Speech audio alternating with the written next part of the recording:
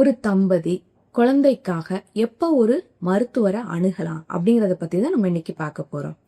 திருமணமாகி ஒரு வருட காலம் அவங்க எந்தவித கான்ட்ராசெப்ஷனும் யூஸ் பண்ணாம தாம்பத்தியத்துல இருந்த பிறகும் குழந்தை உண்டாகல அப்படிங்கும் போது அவங்க ஒரு மருத்துவரை அணுகி அவங்க எவாலுவேட் பண்ணிக்கலாம். எவாலுவேஷனும் ட்ரீட்மெண்ட்டும் டிஃப்ரெண்ட்.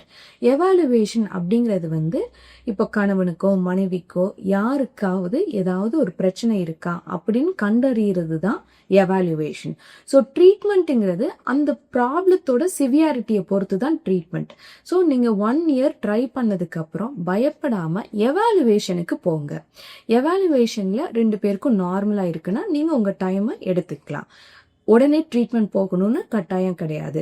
பட் எவாலுவேட் பண்ணும்போது ஏதாவது ப்ராப்ளம் இருந்தா, ஒரு சின்ன ப்ராப்ளம் இருந்தா அதை கவுன்சிலிங்லேயே நீங்க சரி பண்ணிக்கிட்டா உங்களுக்கு சீக்கிரமாவே குழந்தை பிறக்கிறதுக்கு வாய்ப்புகள் இருக்கு.